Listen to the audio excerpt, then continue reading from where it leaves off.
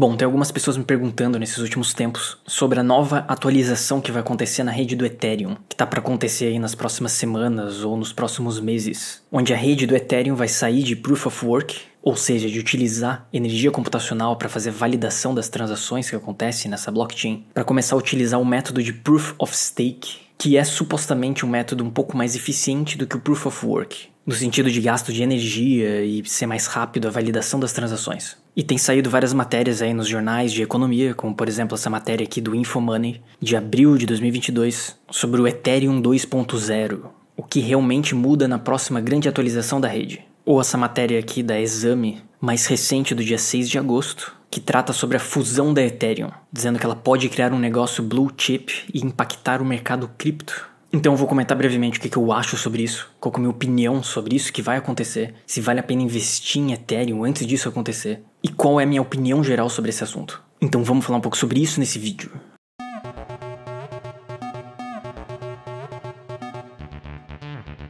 Bom, então como eu comentei, o grande lance dessa mudança que vai acontecer no Ethereum é alterar a validação das transações de Proof of Work para Proof of Stake. Provavelmente muitos de vocês até já sabem como é que isso funciona, mas basicamente o que vai acontecer é que as transações vão parar de serem validadas utilizando o método de Proof of Work, que é como acontece na Bitcoin e como acontecia no Ethereum até então, para o método de Proof of Stake, que seria esse aqui ilustrado nessa imagem, que foi a melhor que eu encontrei na verdade, onde as transações vão ser validadas não com energia computacional, mas com a quantidade de Ethereums alocados na rede, ou em outras palavras, pelo tamanho do seu stake, da sua quantidade de Ethereums que você alocou na corrente. Então, em termos simples, no Proof of Work você deixava o computador ligado lá, fornecendo energia para o sistema, e ele fazia a validação das transações, fazia vários cálculos complexos e gerava vários números aleatórios para manter a rede segura. E no Proof of Stake não vai mais ser necessário esse gasto de energia, porque a validação das transações vai ser feita de forma randômica, de forma aleatória, onde será escolhido alguns nodes que possuem Ethereums alocados, Ethereums congelados na rede, ou seja, que possuem um stake para validar essas transações. Então é como se,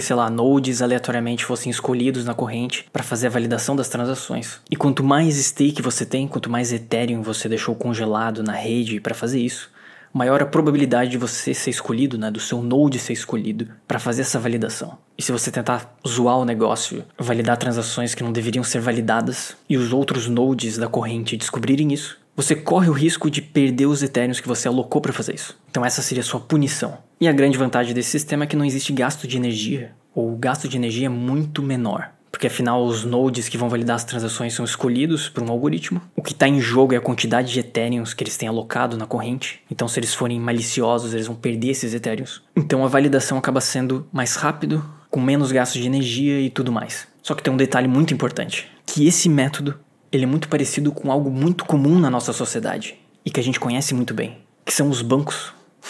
Então, no fundo, uma troca do Proof of Work para o Proof of Stake não é um caminho para uma maior descentralização, que é o que as criptomoedas têm sempre defendido, mas sim, de certa forma, um caminho para a centralização. Porque, afinal, quem tiver o maior stake, a maior quantidade de Ethereums, é quem será escolhido para validar as transações. Então, muita gente diz que o Proof of Stake rompe um pouco com a lógica das criptomoedas, que é de ser um ativo digital descentralizado e que ninguém tem controle sobre aquilo, que nenhuma organização centralizada teria controle. E por que o Proof of Stake seria mais centralizado do que o Proof of Work? Bom, tem uma coisa que poucas pessoas sabem, mas se a gente vem aqui no CoinMarketCap, que é um site onde tem os detalhes de várias criptomoedas, e a gente desce aqui nas características do Ethereum, mais precisamente aqui na parte que fala quantos Ethereums existem em circulação, tem essa informação aqui, de que em setembro de 2020, aproximadamente 17 milhões de Ethereum estavam em circulação, sendo que 72 milhões foram gerados no bloco Gênesis, o primeiro bloco da corrente, e desses 72 milhões, 60 milhões foram alocados para as pessoas que contribuíram inicialmente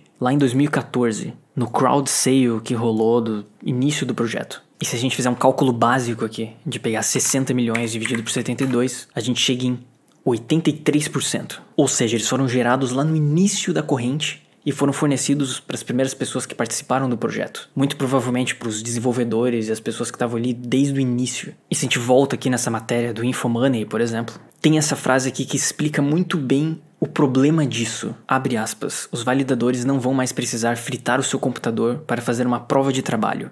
mas sim ter uma quantidade de moedas para participar da validação dos blocos. Então, quanto maior o seu stake, quanto maior a quantidade de Ethereums que você tem, maior a probabilidade que você vai ter de validar as transações e receber as taxas geradas por essas transações. Só que quem são as pessoas que têm mais Ethers? Exatamente, a meia dúzia de pessoas que participou lá do Initial Coin Offering do Ethereum, que teve acesso ali a 83% de todos os Ethereums que foram gerados. Então, se a gente parar pra pensar, o esquema é perfeito, né? O projeto acaba dando certo. Afinal, o Ethereum realmente conseguiu fazer coisas inovadoras nesse setor. E agora, a forma de validar as transações não vai mais ser Proof of Work. Você não vai mais precisar ter computadores ali fornecendo energia para o sistema. A validação vai ser de quem tem a maior quantidade de Ethers. Essa é a grande crítica que eu faço a isso, e a coisa mais bizarra. Que muito provavelmente, quem serão os grandes validadores quando acontecer essa fusão do Ethereum 2.0 e que o sistema começar a usar esse método de Proof of Stake em vez de Proof of Work, os grandes validadores serão a galera lá do início. O pessoal que domina a maior quantidade da oferta de Ethereum. Essa é a grande verdade.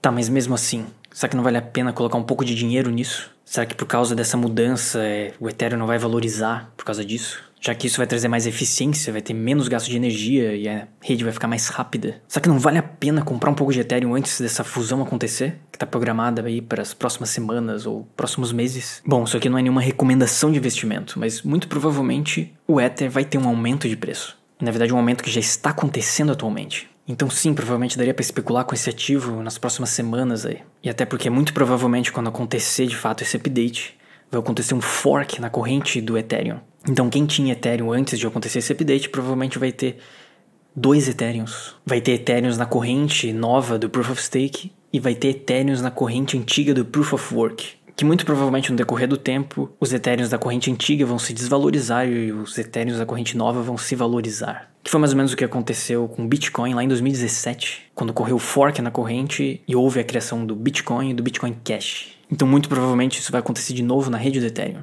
Mas tem uma coisa que poucas pessoas sabem, e eu acho que vale a pena comentar nesse vídeo, porque eu acho que algo interessante ajuda aqui na discussão, é que eu comprei Ethereum em 2016, eu acho. Final de 2015, início de 2016. Mais ou menos nessa época aqui. Na verdade, eu converti parte das Bitcoins que eu tinha para Ethereum nessa época aqui. E depois eu vendi. Eu converti os Ethereums de volta para Bitcoin em junho de 2017.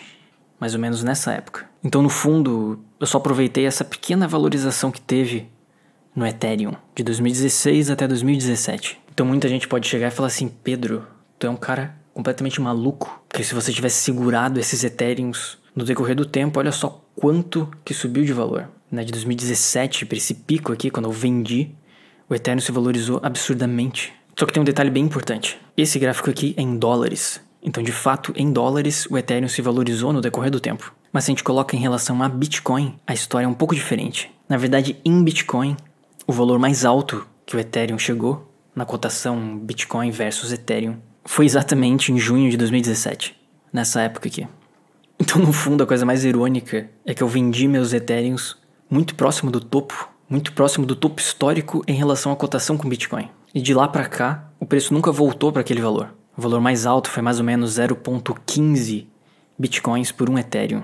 E de lá pra cá, eu nunca mais investi em Ethereum, pra ser bem sincero. Por mais que o preço depois disso, na relação Bitcoin e Ethereum, tenha até caído bastante, eu nunca mais reinvesti nessa moeda. E muito porque, sei lá, eu sempre fiquei com o pé atrás pelo fato do preço em relação a Bitcoin nunca mais ter se recuperado pro valor que eu vendi. Muita coisa aconteceu nesses últimos anos na rede do Ethereum. Sei lá, os NFTs ficaram popular, todo o código necessário para fazer a transição de Proof of Work e Proof of Stake foi desenvolvido e com certeza já está precificado no preço. Toda essa questão de jogos que geram moedas, de play to earn, foi algo que aconteceu nos últimos anos. Todos os outros tokens derivados do Ethereum que foram criados nesse meio tempo. Muita coisa aconteceu nessa corrente, para ser sincero. Só que mesmo assim, mesmo tudo isso tendo acontecido, não foi o suficiente para fazer com que o preço na relação Bitcoin e Ethereum voltasse para o valor de junho de 2017. Então esse é um dos motivos que me deixa um pouco com o pé atrás em relação a isso. Poxa, se tanta coisa inovadora tem acontecido no Ethereum, tanta gente está interessada nisso, por que o mercado não está precificando como precificou anteriormente? Bom, e eu acho que a resposta mais óbvia é porque o mercado, as pessoas em geral, continuam precificando o Bitcoin de uma forma mais valiosa do que Ethereum. E eu acho que o motivo disso é porque é um protocolo, como o da Bitcoin, que é muito mais imutável que nunca aconteceria um update desse de trocar o mecanismo de validação dos blocos. Nunca ocorreria uma modificação no protocolo da Bitcoin nesse sentido. E eu acho que é isso que as pessoas querem. As pessoas estão buscando muito mais um ativo descentralizado, que pode verdadeiramente ser uma moeda global, ou um ouro digital, do que uma moeda que pode ter um monte de funcionalidade como Ethereum, mas que basta a decisão de meia dúzia de pessoa para o código ser modificado e isso seguir para outro caminho. Mas no fundo eu espero que o Ethereum dê certo, eu espero que esse fork aí que vai acontecer e esse update realmente aconteça e dê tudo certo. Talvez se o preço eventualmente continuar subindo em relação a Bitcoin, eu até pense em reinvestir nesse ativo, nessa relação Bitcoin e Ethereum continuar subindo e voltar para os níveis que estava lá em 2017. Talvez faça sentido reinvestir nesse negócio. Mas no presente momento eu prefiro muito mais utilizar o Ethereum, fazer experimentos com NFT e outros tokens, usar realmente o sistema, do que necessariamente pensar nisso como uma estratégia de investimento de longo prazo. Para isso, Bitcoin ainda continua sendo muito melhor, na minha opinião.